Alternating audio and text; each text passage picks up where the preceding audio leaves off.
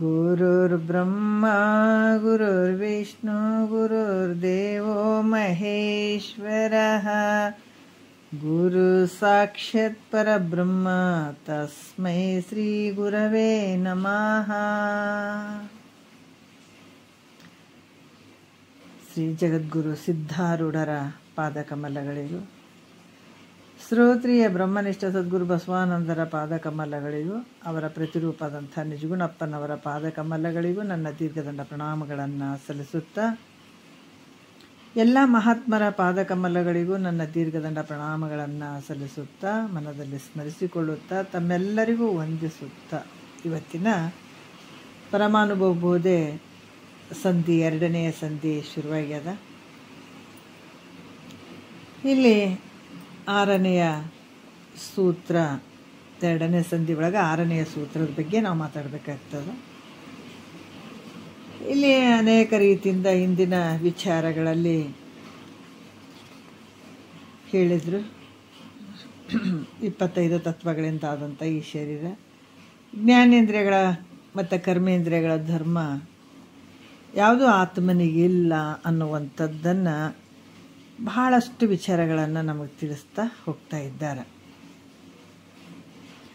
ಇಲ್ಲಿ ಕೂಡ ಏನು ಹೇಳುತ್ತಾರೆ, ಈಗ ಜ್ಞಾನೇಂದ್ರಿಯಾದಿಗಳ ಒಂದು ಧರ್ಮ ಆತ್ಮನಿಗಿಲ್ಲ ಅಂತ ಹೇಳಿ, ಈಗ ಕರಣಗಳ ಧರ್ಮವಾದರೂ ಆತ್ಮನಿಗೆ ಐತೇನು ಅಂದರೆ ಕರಣಗಳ ಧರ್ಮ ಕೂಡ ಆತ್ಮನಿಗಿಲ್ಲ ಅನ್ನುವಂಥದ್ದನ್ನು ಈ ಸೂತ್ರದಲ್ಲಿ ಹೇಳ್ತಾ ಹೋಗ್ತಾರೆ. ಕರಣಗಳು ಅಂದ್ರೆ ಮನ, ಬುದ್ಧಿ, ಚಿತ್ತು, ಅಹಂಕಾರ ಅಂತ ತಗೊಳ್ಬೇಕು. ಈ ಸೂತ್ರದಲ್ಲಿ ಹೇಳ್ತಾರೆ, ಕರಣ ಧರ್ಮಗಳ ಬೆರಿಕೆಯ ಆತ್ಮಂಗಿಲ್ಲ, ಕರಣರಹಿತನಾಗಿ ಹರಿಣಾಕ್ಷಿ ಅಂತ. ನಿನ್ನೆ ಸ್ವಲ್ಪ ವಿಷಯ ಬಂತು ಇದು. ಅದಕ್ಕೆ ಇವು ಆತ್ಮ ಕರುಣಗಳಿಂದ ಕೂಡಿದನೇನು ಅಂತಂದ್ರೆ ಇಲ್ಲ. ಯಾಕಂತಂದ್ರೆ ಕರಣಗಳ ಒಂದು ಧರ್ಮ ಯಾವೂ ಇಲ್ಲ ಆತ್ಮನಿಗೆ. ಈ ಕರಣಗಳಿಗೆ ಸಾಕ್ಷಿಯಾಗಿರುವಂಥವನು ಆತ್ಮ. ಆದರೆ ಕರಣಗಳಿಗೆ ಮತ್ತು ಆತ್ಮನಿಗೆ ಯಾವ ರೀತಿಯಿಂದ ಸಂಬಂಧ ಇಲ್ಲ ಅನ್ನುವಂಥದ್ದನ್ನು ಹೇಳಿದರು. 1ನೇ ನುಡಿಯಲ್ಲಿ ಹೇಳ್ತಾರೆ, ಮನೋಧರ್ಮ ಇದು ಆತ್ಮನಿಗೆ ಐತೇನ್ರಿ ಅಂದ್ರೆ ಇಲ್ಲ. ನೆನಹು, ಸಂಕಲ್ಪ, ವಿಕಲ್ಪ, ವಿಮತಿ ಮುಖ್ಯವೆನಿಪವು ಆ ಮನೋಗುಣ ವಹಿಸಿ ವನಿತೆ ಕೇಳು ಇಲ್ಲ ಆತ್ಮನಿಗೆ ಮನೋಧೂರನೆಂದೆನು ತಾ ಆಗಮದ ವಾಕ್ಯವಿಹುದಾಗಿ ಅಂತ ಹೇಳ್ತಾರೆ. ಯಾಕಂತಂದ್ರೆ ಇಲ್ಲಿ ಈ ಒಂದು ನೆನಪು ಮಾಡುವಂಥದ್ದು, ಸಂಕಲ್ಪ ವಿಕಲ್ಪ ಮಾಡಿಕೊಳ್ಳುವಂಥದ್ದು, ಇದೆಲ್ಲ ಏನಂದ್ರೆ ಮುಖ್ಯವೆಲ್ಲವೂ ಮನಸ್ಸಿನ ಒಂದು ಗುಣ ಐತೆ. ಆದರೆ ಇವು ಆತ್ಮನಿಗೆ ಅದಾವೇನು ಅಂತಂದ್ರೆ ಈ ಮನಸ್ಸಿನ ಗುಣಧರ್ಮಗಳು ಕೂಡ ಮನೋಧರ್ಮಗಳನ್ನು ಕೂಡ ಆತ್ಮನಿಗೆ ಇಲ್ಲ.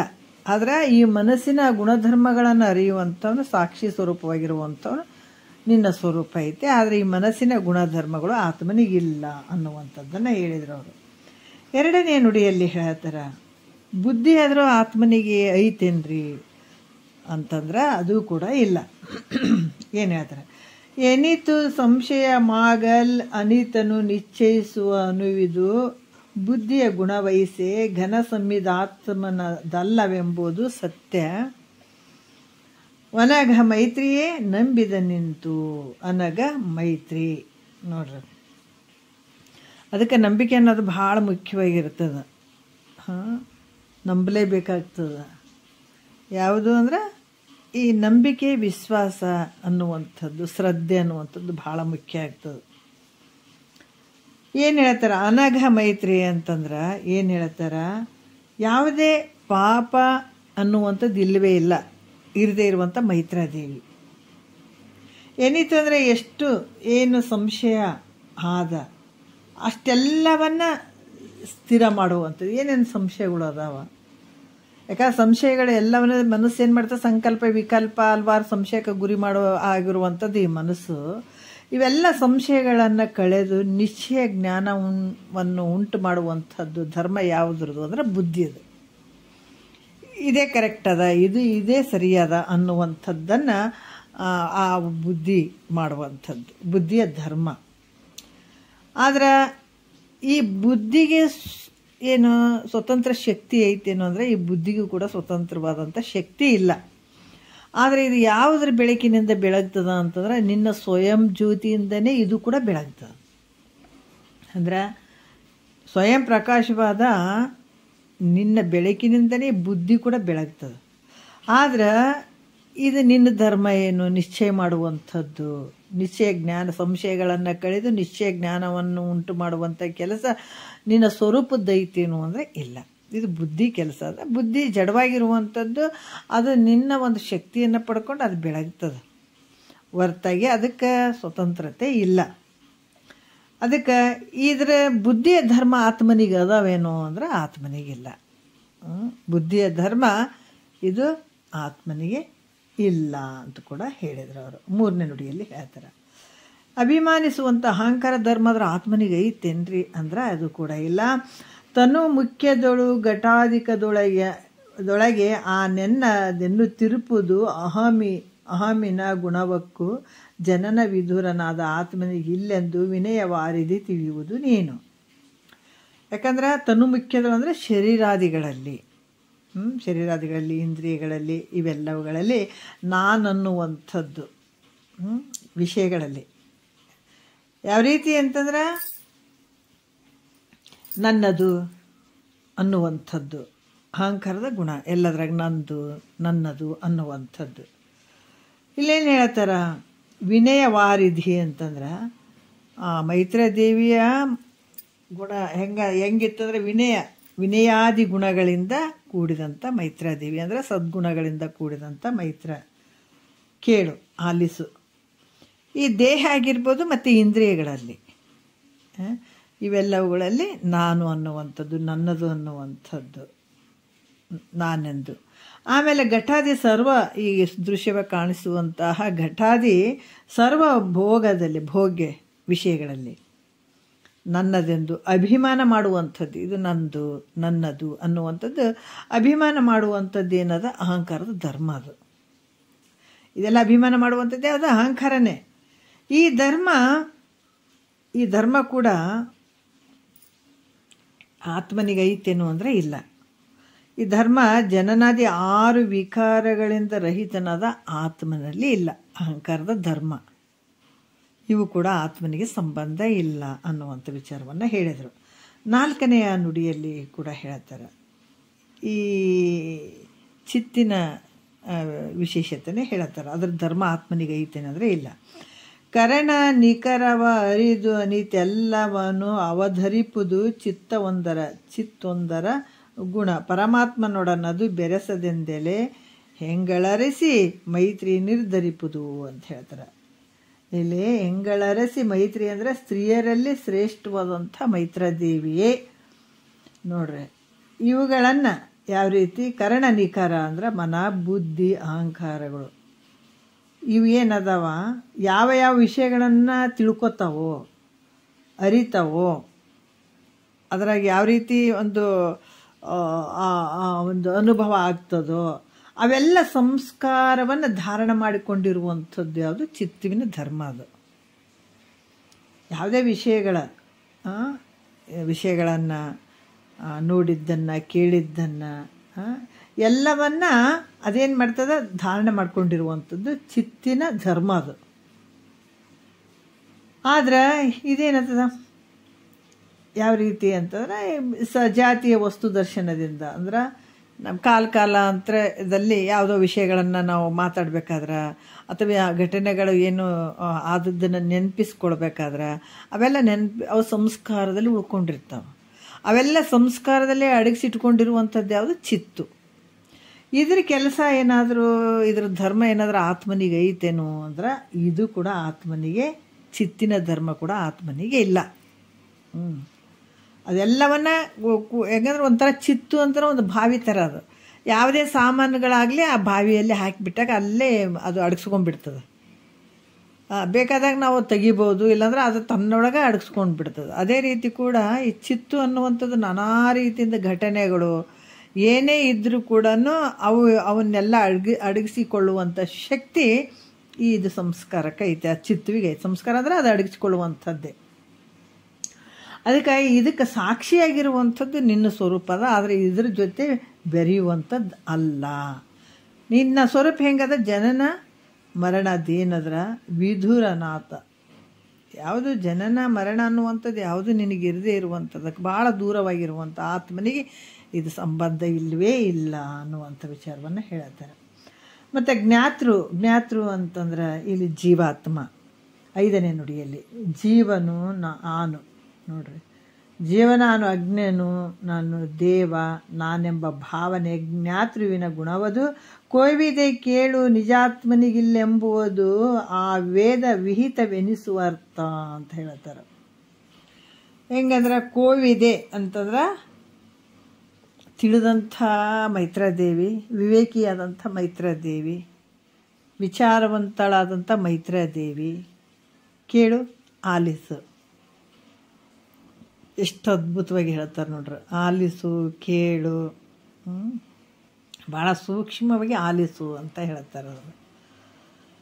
ಅದಕ್ಕೆ ಇಲ್ಲಿ ಕೂಡ ನಾನು ಜೀವಾತ್ಮನಿದ್ದೀನಿ, ನಾನು ಅಜ್ಞಾನಿ ಇದ್ದೀನಿ, ನಾನು ಜ್ಞಾನಿ ಇದ್ದೀನಿ, ನಾನು ಪರಮಾತ್ಮ ಇದ್ದೀನಿ. ಇದೆಲ್ಲ ಮಾಡುವಂಥ ಧರ್ಮ, ಇದೆಲ್ಲ ಅನ್ನುವಂಥ ಧರ್ಮ ಯಾರ್ದು ಅಂದ್ರೆ ಜ್ಞಾತೃವಿನ ಕೆಲಸ, ಜೀವಾತ್ಮನ ಕೆಲಸ ಇದು. ನಾ ಜೀವಾತ್ಮ ಇದ್ದೀನಿ, ನಾ ಕಿಂಚಿಜ್ಞತ್ವದಿಂದ ಕೂಡಿದ್ದೀನಿ, ನಾ ಪರಿಚ್ಛಿನ್ನತೆಯಿಂದ ಕೂಡಿದ್ದೀನಿ, ನಾನು ಅಜ್ಞಾನಿ ಇದ್ದೀನಿ, ಮತ್ತು ನಾನು ಜ್ಞಾನಿ ಇದ್ದೀನಿ, ನಾ ಪರಮಾತ್ಮ ಅನ್ನುವಂಥ ಭಾವನೆ ಇದೆಲ್ಲ ಮಾಡುವಂಥದ್ದು ಯಾವುದಂದ್ರೆ ಜ್ಞಾತೃ ಮಾಡುವಂಥದ್ದು. ಜ್ಞಾತೃವಿನ ಧರ್ಮ ಇದು. ಆದರೆ ಇದು ಜ್ಞಾತೃವಿನ ಧರ್ಮ ಇದೇನು ಅಂದ್ಕೊಳ್ತಾನಲ್ಲ, ಇದು ನಿಜವಾದ ಒಂದು ಪ್ರತ್ಯೇಗಾತ್ಮ ರೂಪನಾದ ಇಂಥ ಆತ್ಮ ಸ್ವರೂಪಕ್ಕೆ ಈ ಧರ್ಮ ಐತೇನು ಅಂತಂದರೆ ಇಲ್ಲ. ಜ್ಞಾತೃವಿನ ಒಂದು ಧರ್ಮ ಕೂಡ ಆತ್ಮನಿಗೆ ಇಲ್ಲ. ಯಾಕಂತಂದ್ರೆ ಇದು ಆತ್ಮನ ಧರ್ಮ ಅಲ್ಲ. ಈ ಪ್ರತ್ಯೇಗಾತ್ಮ ರೂಪನಾದ ತನ್ನ ಧರ್ಮ ಅಲ್ಲ ಅನ್ನುವಂಥದ್ದು ಇದು ವೇದದಲ್ಲಿ ಹೇಳಿದಂಥ ವಿಚಾರ ಹೇಳ್ತಾ ಇದ್ದೀನಿ ಮೈತ್ರ. ಮತ್ತು ಮಧ್ಯೆ ಕೇಳ್ತಾ ಏನೋ ಹೇಳಕತ್ತಿಬಿಟ್ಟಾರಪ್ಪ ಅಂತ ಮತ್ತು ನಂಬಿಕೆ ಏನಾದರೂ ನಿನ್ನಲ್ಲಿ ಸ್ವಲ್ಪ ಸುಳಿದಾಡ್ತಂದ್ರೆ ವ್ಯರ್ಥ ಆಗಿಬಿಡ್ತದೆ. ಆದರೆ ನಾನು ಹೇಳುವಂಥದ್ದು ವೇದಗಳಲ್ಲಿ ಹೇಳಿದಂಥ ವಿಚಾರ, ಸಮ್ಮತವಾದಂಥ ವಿಚಾರ, ವೇದದಲ್ಲಿ ಇದನ್ನು ಸಂಪೂರ್ಣವಾಗಿ ಹೇಳಿದಂಥ ವಿಚಾರ ನಾನು ನಿನಗೆ ಹೇಳ್ತಾ ಇದ್ದೀನಿ. ಅದಕ್ಕೆ ನಂಬು, ಆಲಿಸು. ಭಾಳಷ್ಟು ವಿಶೇಷವಾಗಿ ನೀನು ಇದನ್ನು ತಗೊಳ್ಬೇಕಾಗ್ತದೆ, ಆಲಿಸಬೇಕಾಗ್ತದೆ ಅನ್ನುವಂಥ ವಿಚಾರವನ್ನು ಆಗಾಗ್ಗೆ ಮೈತ್ರಾದೇವಿಗೆ ಎಚ್ಚರಿಕೆ ಕೊಡ್ತಾ ಇರ್ತಾರೆ ಯಾಜ್ಞವಲ್ಕ್ಯರು. ಆತ್ಮಂಗೆ ಅಂತಃಕರಣ ಧರ್ಮ ನಿರಾಕರಣ ನಿರೂಪಣೆ ಸೂತ್ರ 5ಕ್ಕೆ ಪದ 27 ಅಂತ ಹೇಳಿ, ಈಗ ಈ ಸೂತ್ರದಲ್ಲಿ ಕರಣಗಳ ಧರ್ಮವು ತನಗಿಲ್ಲ ಅಂತ ಹೇಳಿದರು. ತನಗಿಲ್ಲ ಅಂದರೆ ಯಾರಿಗೆ? ಆತ್ಮನಿಗಿಲ್ಲ. ಈ ಸೂತ್ರದಲ್ಲಿ ಕರ್ಮೇಂದ್ರಿಯ ಮೊದಲಾದ ಕರಣಗಳನ್ನು ಪ್ರೇರಿಸುವ ಗುಣ, ಈಗ ನಾವು ಕರ್ಮೇಂದ್ರಿಯಗಳು ಈ ಕೈ ತಗೊಳ್ತೀವಿ, ನಡಿತೀವಿ, ಜ್ಞಾನೇಂದ್ರಿಯಗಳು ಇವೆಲ್ಲ ಏನು ವ್ಯವಹಾರ ಮಾಡ್ತೀವಲ್ಲ, ಇದಕ್ಕೆ ಪ್ರೇರಣೆ ಮಾಡುವಂಥ ಒಂದು ಗುಣ ಯಾರ್ದದ ಇಲ್ಲಿ?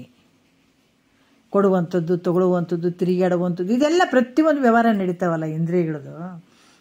ಇವುಗಳನ್ನು, ಈ ಕರಣಗಳನ್ನು, ಕರ್ಮೇಂದ್ರಿಯ ಮೊದಲಾದ ಕರಣಗಳನ್ನು ಪ್ರೇರೇಪಿಸುವಂಥ ಗುಣ ವಾಯುವಿನದು ಹೊರತು ಆತ್ಮನದಲ್ಲ. ಇವೆಲ್ಲ ವ್ಯವಹಾರ ಮಾಡುವಂಥದ್ದು ಇದು ವಾಯುವಿನ ಕೆಲಸ ಅಂತ ಹೇಳ್ತಾರೆ ಅವರು. ಭಾಳ ವಿಶೇಷವಾಗಿರುವಂಥದ್ದು ಇಲ್ಲಿ ಹೇಳ್ತಾರೆ ಸೂತ್ರ. ಇಲ್ಲಿ ನುಡಿ 2ನೇದ್ದು ಒಂದು ಸೆಕೆಂಡ್, 6ನೇ ಸೂತ್ರವನ್ನು ನೋಡೋಣ. ಏನು ಹೇಳ್ತಾರ? ಇದು ಮಿಸ್ಟೇಕ್ ಆಗ್ಯದನ್ನ ಇಲ್ಲಿ 6 7ನೇದ್ದು ಇರ್ಬೋದು, ಸ್ವಲ್ಪ ಅಕ್ಷರ ಮಿಸ್ಟೇಕ್ ಆಗ್ಯಾವ. ಏನು ಹೇಳ್ತಾರೆ ಇಲ್ಲಿ? ತನು ವಿಷಯಾದಿಗಳನ್ನು ಚೇಷ್ಟಿಸುವ ಗುಣ ಅನಿಲನದಲ್ಲದೆ ಆತ್ಮನೊಳಿಲ್ಲ. ಏನು ಹೇಳ್ತಾರ? ತನು ಅಂದ್ರೆ ಈ ತನು ವಿಷಯಾದಿಗಳನ್ನು ಅಂದರೆ ಶರೀರ ಮತ್ತು ವಿಷಯ ಮೊದಲಾದವುಗಳನ್ನು ಪ್ರೇರೇಪಿಸುವಂಥ ಗುಣ ಯಾವುದ್ರದೈತೆ ಅಂದ್ರೆ ವಾಯುವಿನಲ್ಲದೆ, ವಾಯುವಿನ ಕೆಲಸ ಅದ, ಇದು ಆತ್ಮಂದ ಅಲ್ಲ. ಏನು ಹೇಳ್ತಾರೆ, ಶರೀರ, ಇಂದ್ರಿಯ, ವಿಷಯ ಇವೆಲ್ಲವುಗಳನ್ನು ಕುರಿತು ವ್ಯವಹಾರ ಮಾಡುವಂಥ ಗುಣ ಯಾವುದ್ರದ್ದು ಅಂದ್ರೆ ವಾಯುವಿನದ್ದು, ನಮ್ಮ ಶರೀರದೊಳಗೆ ಪ್ರೇರಣೆ ಮಾಡುವಂಥದ್ದು.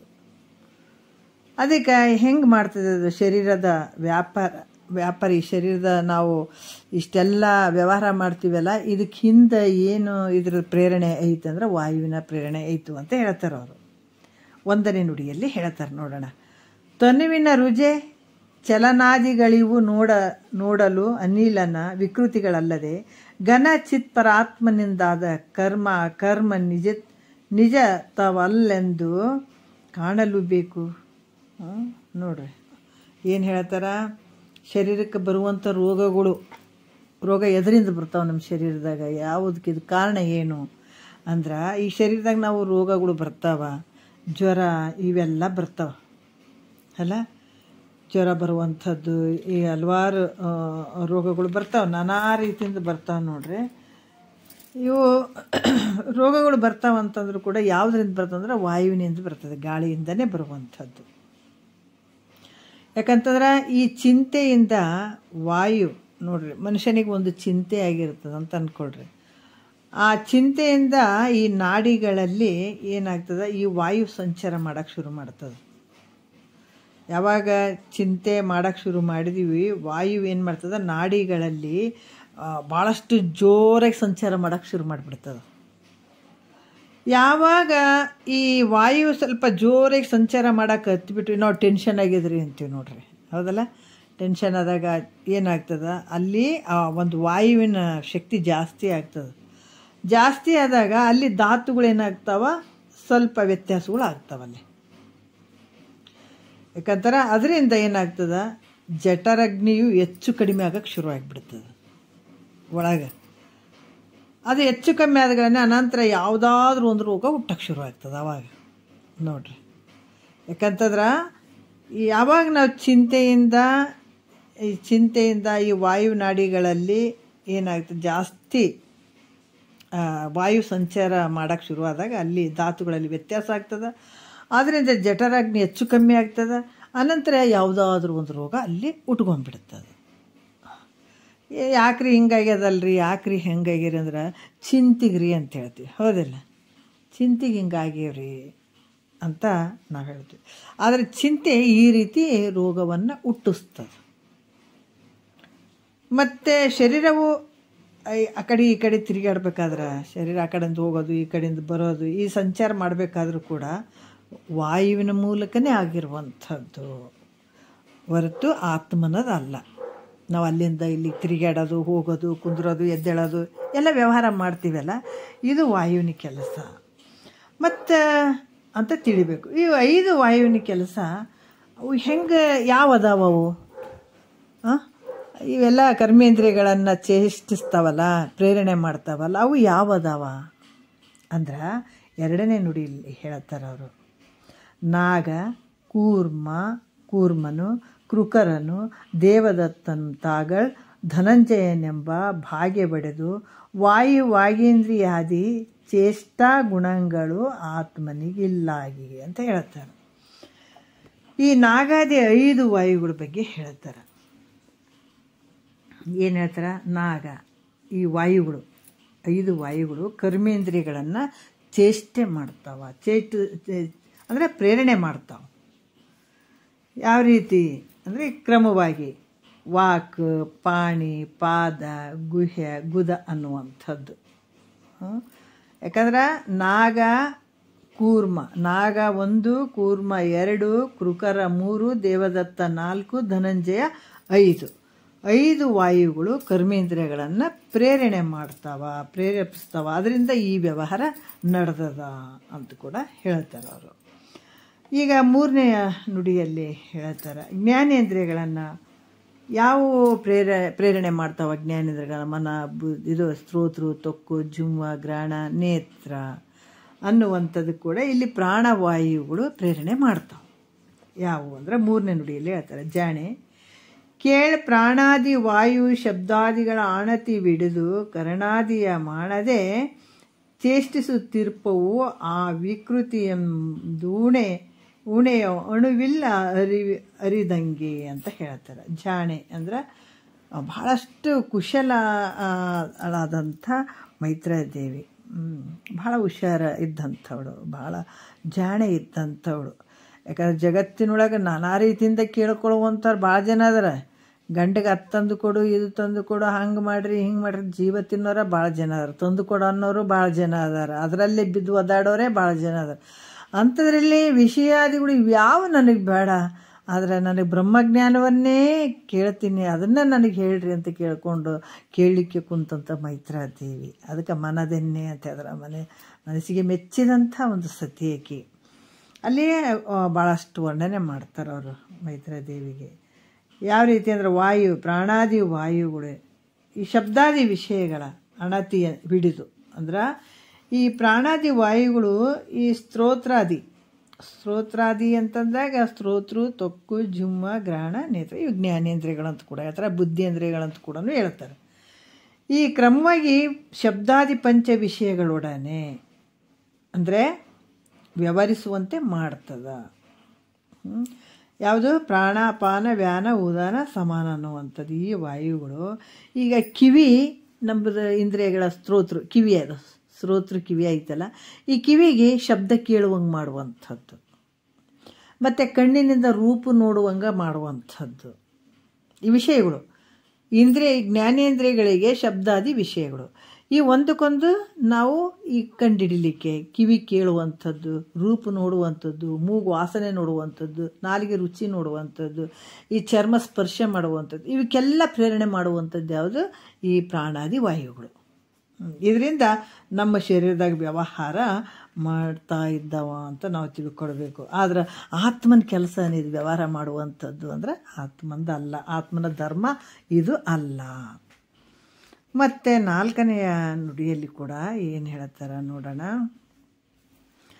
ಈ ವಾಯುಗಳು ಯಾವ ರೀತಿ ಈ ಕರ್ಣಗಳನ್ನು ಏನು ಮಾಡ್ತಾವ? ಚೇಷ್ಟಿಸ್ತಾವಂದ್ರೆ ಯಾವ್ದು ಪ್ರೇರಣೆ ಮಾಡ್ತಾವೆ. 4ನೇ ನುಡಿಯಲ್ಲಿ ವೈರಂಬ ಮುಖ್ಯ ಪ್ರಭಂಜನ ಅಂತರ್ಯಾಮಿ ಆರೈ ಮಹಾಪ್ರಾಣವೆನಿಪೈದು ಮಾರುತಂಗಳೇ ಮನಸಾದಿ ವಿಕಾರಾನುಕಾರಿಗಳಾತ್ಮನಲ್ಲ ಅಂಗನೆ ಅಂತ ಹೇಳ್ತಾರೆ. ಆತ್ಮನದ ಅಲ್ಲಂಗನೆ ಅಂತ ಹೇಳ್ತಾರೆ. ಅಂಗನೆ ಅಂದರೆ ಸ್ತ್ರೀಯಡೆ. ಇವು ಏನಂತಂದ್ರೆ ಯಾವುದಂದ್ರೆ ವೈರಂಬ ಅನ್ನುವಂಥದ್ದು ಈ ಮನ, ಬುದ್ಧಿ, ಚಿತ್ತು, ಅಹಂಕಾರ ಇವು ಯಾಕಂತಂದ್ರೆ ಈ ಜ್ಞಾತೃ ಇವು 5 ಕರಣಗಳನ್ನು ಪ್ರೇರಣೆ ಮಾಡುವಂಥ ವಾಯುಗಳು ಅದಾವೆ. ಯಾವುದು? ವೈರಂಬ ಅನ್ನುವಂಥದ್ದು, ಮುಖ್ಯ ಅನ್ನುವಂಥದ್ದು, ಪ್ರಭಂಜನ ಅನ್ನುವಂಥದ್ದು, ಅಂತರ್ಯಾಮಿ ಅನ್ನುವಂಥದ್ದು. ವಿಚಾರ ಮಾಡಿ ನೋಡಿದಾಗ ಮಹಾಪ್ರಾಣ ಇವು 5 ಅನ್ನಿಸುವಂಥ ಈ 5 ವಾಯುಗಳು ಏನಂದ್ರೆ ಈ ಮನಸಾದಿ ಅಂದಾಗ ಅಂತಃಕರಣಗಳು, ಇವು ಕರಣಗಳು, ಅಂತಃಕರಣಗಳು ಇವು ಈ ವ್ಯವಹಾರ ಮಾಡೋದಕ್ಕೆ ಇವೆಲ್ಲ ಪ್ರೇರಣೆ ಮಾಡುವಂಥದ್ದು. ವೈರಂಬ, ಮುಖ್ಯ, ಪ್ರಭಂಜನ, ಅಂತರ್ಯಾಮಿ ಮತ್ತು ಮಹಾಪ್ರಾಣ ಇವು ಯಾಕಂತಂದ್ರೆ ಇವು ಕಾರಣ ಆಗಿದೆ ವ್ಯವಹಾರ ಮಾಡೋಕ್ಕೆ. ಈ ಮನಸ್ಸು ಮಾಡುವಂಥದ್ದು ಕೆಲಸ, ಬುದ್ಧಿ ಮಾಡುವಂಥದ್ದು ಕೆಲಸ, ಮತ್ತು ಮನ, ಬುದ್ಧಿ, ಚಿತ್ತು ಮಾಡುವಂಥ ಕೆಲಸ, ಇವೆಲ್ಲ ಮಾಡುವಂಥ ಕೆಲಸ ಯಾವುದ್ರದ್ದು ಅಂದರೆ ಇವು 5 ಇದ್ರ ಹಿಂದ್ಗಡೆ ನಿಂತು ಪ್ರೇರಣೆ ಮಾಡ್ತಾವೆ ಇವಕ್ಕೆ. ಅದಕ್ಕೆ ಕಣ್ಣಿಗೆಲ್ಲ ನೋಡ್ತೀವಿ ನೋಡ್ರಿ, ಹಿಂದ್ಗಡೆ ಇಂದ್ರಿಯಗಳು ಅದಾವ, ಇದಕ್ಕೆ ಪ್ರೇರಣೆ ಮಾಡುವಂಥವು ಅದಾವ.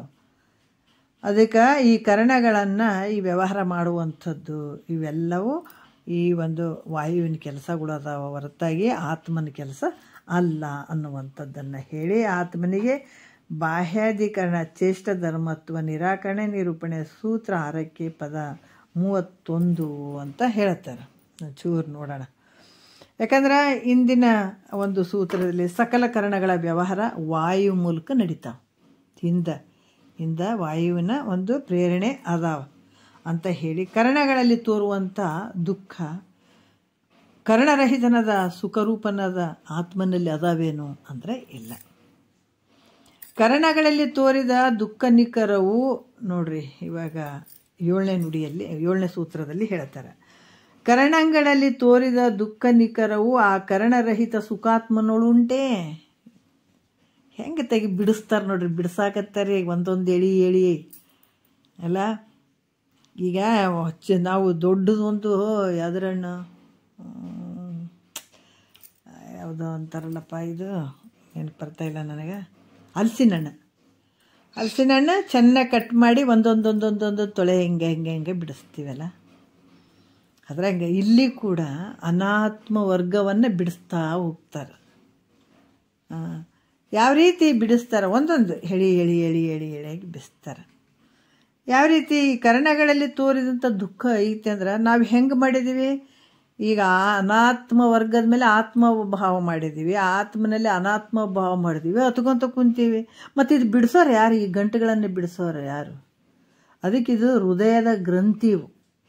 ಗ್ರಂಥಿ ಅಂದರೆ ಗಂಟುಗಳಿವು.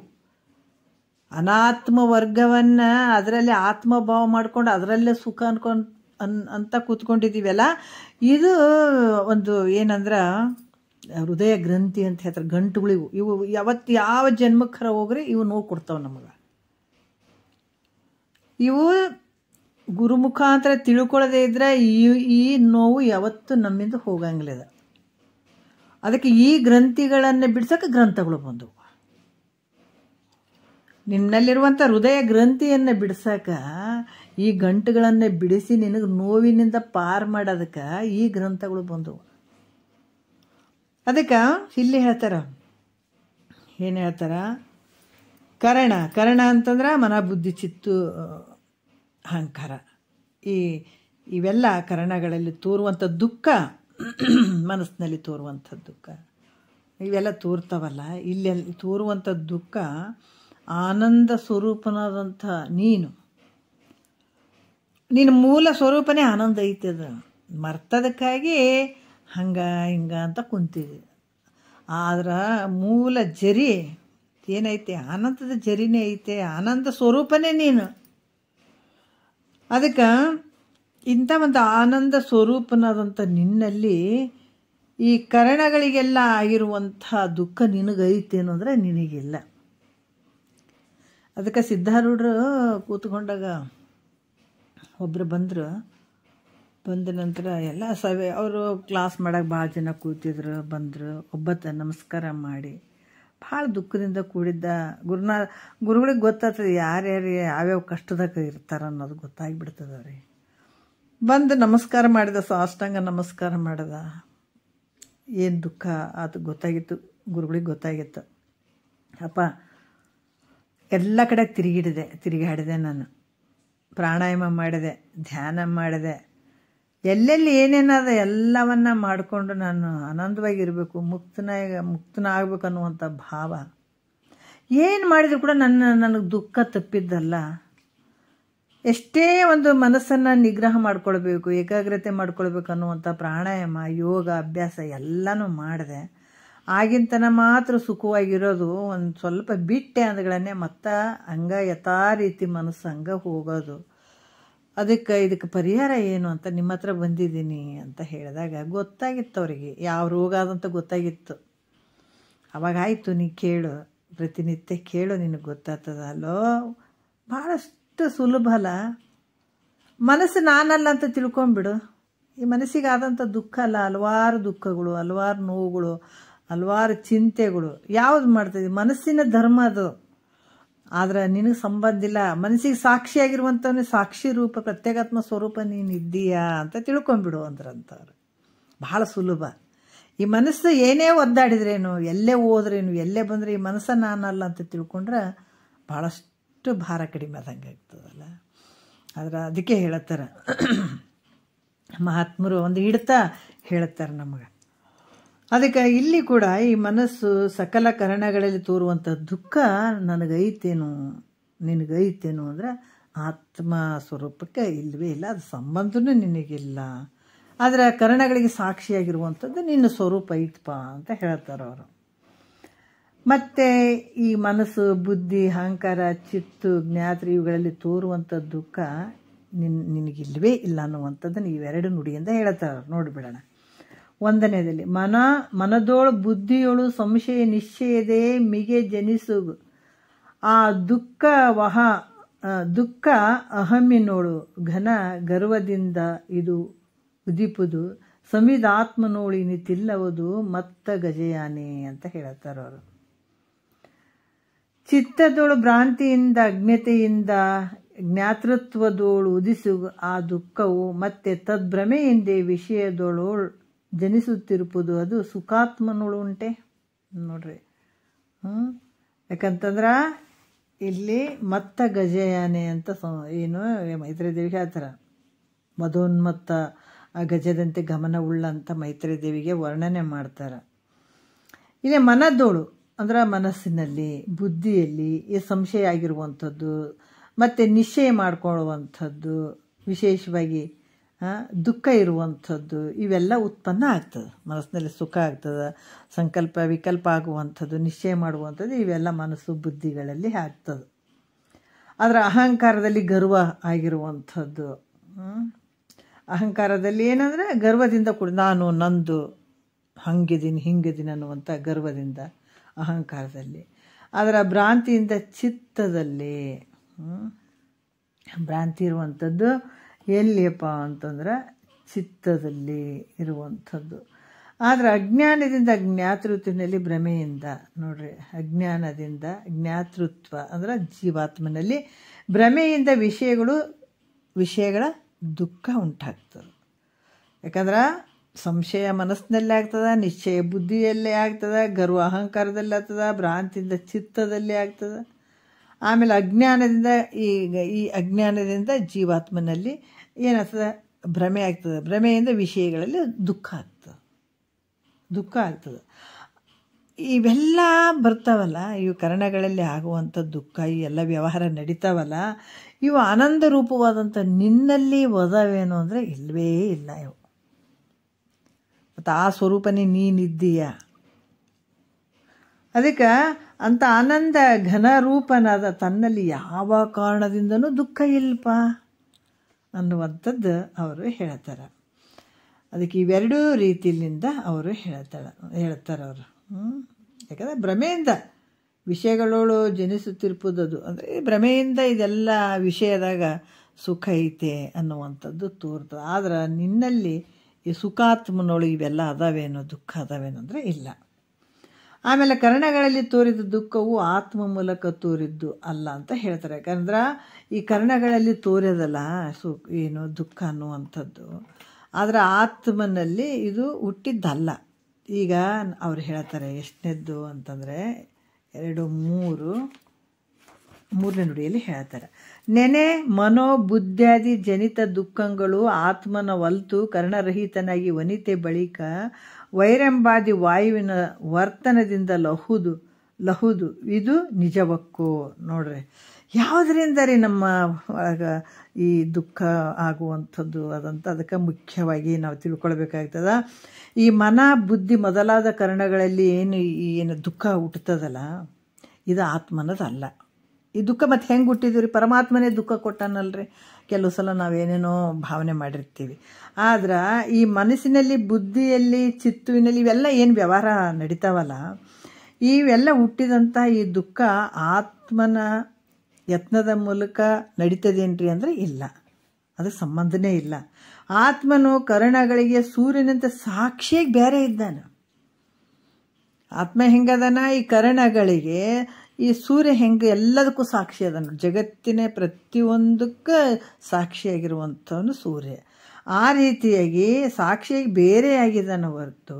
ಆದ್ರೆ ವೈರಂಬಾದಿ ಏನು ಹೇಳಿದಾರ ಹಿಂದೆ? ವೈರಂಬಾದಿ ಅಂದ್ರೆ ವೈರಂಬ ಮುಖ್ಯ ಪ್ರಪಂಚನ ಅಂತರ್ಯಾಮಿ ಮತ್ತು ಮಹಾಪ್ರಾಣ. ಇವೇನು ವಾಯುಗಳು ಪ್ರೇರಣೆ ಮಾಡ್ತಾವಲ್ಲ ಕರ್ಣಗಳನ್ನು, ಈ ಕರ್ಣಗಳಿಂದನೇ ಈ ಕರ್ಣಗಳೇನು ಪ್ರೇರೇಪಿಸ್ತಾವಲ್ಲ ಅವು ಆಯಾ ದುಃಖಗಳನ್ನು ಅದರಿಂದ ನಡೀತಾ ಇದ್ದಾವ. ಮತ್ತು ಈ ಕರ್ಣಗಳನ್ನು ಪ್ರೇರಣೆ ಮಾಡ್ತಾವ ಮತ್ತು ಆಯಾ ದುಃಖಗಳನ್ನು ಕೂಡ ಮಾಡ್ತಿರ್ತಾವೆ, ಅದಕ್ಕೆ ಪ್ರೇರಣೆ ಮಾಡುವಂಥವು. ಇದು ನಿಜವಾಗಿರುವಂಥದ್ದು ಮೈತ್ರ. ಅದರಿಂದ ಆಗ್ತದೆ ದುಃಖ ಹೊರತಾಗಿ. ಆದರೆ ಆ ವರ್ತನೆ ಈ ಮನ ಬುದ್ಧಿ ಚಿತ್ತ ಅಹಂಕಾರಗಳು ಏನು ವ್ಯವಹಾರ ನಡೀತಾವೆ ಅದಕ್ಕೆಲ್ಲ ಪ್ರೇರಣೆ ಮಾಡ್ತಾವೆ. ಅಲ್ಲಿಂದನೇ ಈ ದುಃಖ ಅದರಿಂದನೇ ಆಗ್ತದೆ ಹೊರತಾಗಿ ನಿನ್ನ ನಿಜ ಆತ್ಮನಿಂದ ಅಲ್ಲ. ಅವು ಏನು ಮಾಡ್ತಾವ? ನಿನ್ನ ಕರ್ಣಗಳನ್ನು ಪ್ರೇರೇಪಿಸ್ತಾವ ಮತ್ತು ದುಃಖಗಳನ್ನು ಮಾಡ್ತಿರ್ತಾವ. ಆ ವಾಯುಗಳಿಂದಲೇ ನಿನಗೆ ಸುಖ ಆಗುವಂಥದ್ದು, ದುಃಖ ಆದಂಗೆ ಆಗುವಂಥದ್ದು, ಈ ಎಲ್ಲ ವ್ಯವಹಾರಗಳು ಆ ವಾಯುವಿನಿಂದ ನಡೀತದೆ. ಆದರೆ ಆತ್ಮನಿಂದ ನಡೀತದೇನ್ರಿ ಅಂದರೆ ಇದು ಆತ್ಮನಿಂದ ನಡೆಯೋಂಗಿಲ್ಲ. ಮತ್ತು ನಾವು ಹಿಂದೆ ತೊಗೊಂಡಾಗ ಪ್ರಾರಬ್ಧ ಕರ್ಮ ಸುಖ ಐತ್ರಿ, ದುಃಖ, ಮತ್ತು ಇದರಿಂದ ಆಗ್ತಂತಾರೆ. ನಿನ್ನ ಪ್ರಾರಬ್ಧ ಕರ್ಮದ ಸುಖನೇ ಇರಲಿ ದುಃಖನೇ ಇರಲಿ ಅವೆಲ್ಲವುಗಳಿಗೆ ಪ್ರೇರಣೆ ಮಾಡುವಂಥದ್ದು ಈ ವಾಯುಗಳು, ಕರ್ಣಗಳ ಹಿಂದೆ ಈ ವಾಯುವಿನ ಕೆಲಸ ಪ್ರೇರಣೆ ಕೊಡುವಂಥದ್ದು ಅಂತ ಕೂಡ ಹೇಳ್ತಾರೆ. ಮತ್ತು 4ನೆಯ ನುಡಿಯಲ್ಲಿ ಕೂಡ ಹೇಳ್ತಾರೆ, ಇದು ಎಲ್ಲ ಕರ್ಣಗಳಲ್ಲಿ ತೋರಿದ ಸುಖ ದುಃಖಗಳನ್ನು ಊಟ ಮಾಡುವುದು ಮನಸ್ಸು ಹೊರತು ಆತ್ಮ ಅಲ್ಲ. ಏನು ಕಷ್ಟ ಸುಖ ನೋವು ನಲಿವಂತೀವಲ್ಲ ಇದೆಲ್ಲ ಅನುಭವ ಮಾಡುವಂಥ ಕೆಲಸ ಮನಸ್ಸಿನಿಂದ. ಯಾಕಂದರೆ ಇದೊಂದು ನೋಡ್ಬಿಡೋಣ, ಎಲ್ಲ ತೋರ್ಕೆಗಳೊಳಗಲ್ಲಲ್ಲಿ ಸುಖ ದುಃಖ ಇವೆಲ್ಲವನ್ನು ಉಂಬುದು ಮನವಯಸ್ಸಿನಲ್ಲಳೆ ತನ್ನ ಅನುಭವವಲ್ತು ತನಿ ನಿದ್ರೆಯಲ್ಲಿ ತಾನಿರ್ದು ಮದಿಲ್ಲಾಗಿ. ನೋಡ್ರಿ ಎಷ್ಟು ಅದ್ಭುತವಾಗಿ ಹೇಳ್ತಾರೆ. ಯಾಕಂದ್ರೆ ಕರ್ಣಗಳಲ್ಲಿ ತೋರುವಂಥ ಸುಖ ದುಃಖ ಎರಡೂ ಇವೆಲ್ಲ ಮೊದಲಾದವುಗಳು ಅನುಭವಿಸುವಂಥದ್ದು ಯಾವುದು ನಮಗೆ? ಅದಕ್ಕೆ ದಶೇಂದ್ರಿಯ ಒಡೆಯ ಯಾರು ಅಂದ್ರೆ ಮನಸ್ಸು. ಒಂದು ಸುಖನೇ ಆಗಿರ್ಬೋದು, ಒಂದು ದುಃಖನೇ ಆಗಿರ್ಬೋದು, ಇವುಗಳನ್ನು ಅನುಭವಿಸುವಂಥದ್ದು ಯಾವುದು ಅಂದರೆ ಮನಸ್ಸು. ತಾನು ಅನುಭವಿಸುವವನ್, ಯಾಕಂದರೆ ನೀನು ಅನುಭವಿಸುವವನಲ್ಲ. ಯಾರು? ಆತ್ಮ.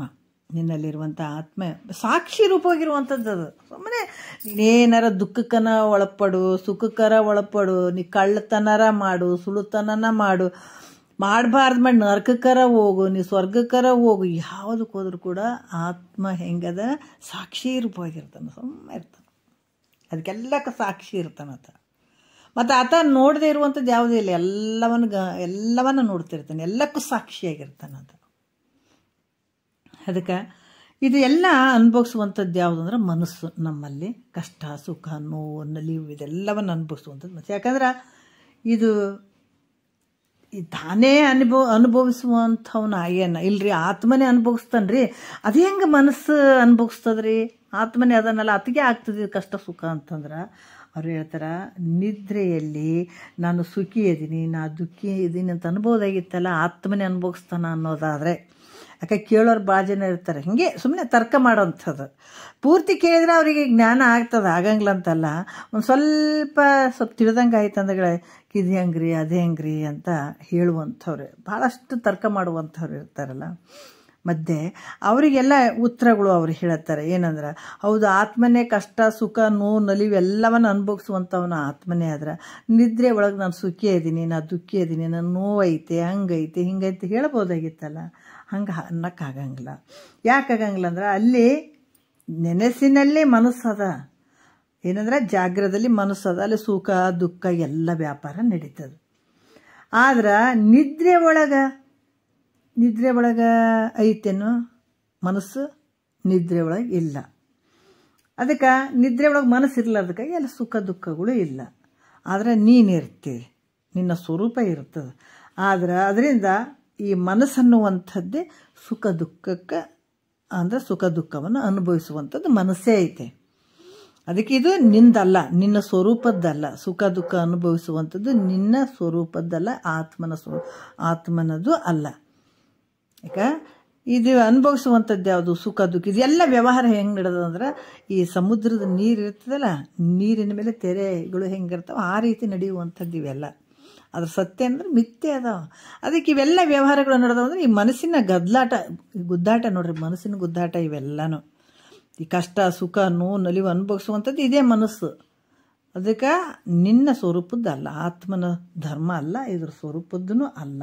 ಈ ಮನಸ್ಸೇ ಸುಖ ದುಃಖಗಳನ್ನು ಅನುಭವಿಸ್ತದ ಅನ್ನುವಂಥದ್ದನ್ನು ಹೇಳಿ 5ನೇ ನುಡಿ ಇಟ್ಕೊಂಡು ಬಹಳ ಒಳ್ಳೆಯ ವಿಚಾರಗಳನ್ನು ಹೇಳ್ತಾರೆ. ಹಾಗಾಗಿ ಮತ್ತೆ ನಾವು 5ನೇ ನುಡಿಯಿಂದ ನಾಳೆ ಮಾತಾಡೋಣ. ಒಂದೆರಡು ಮಾತು ಗುರುಗಳ ಪಾದಕ್ಕೆ ಅರ್ಪಿಸಿ ಹರ ಓಂ.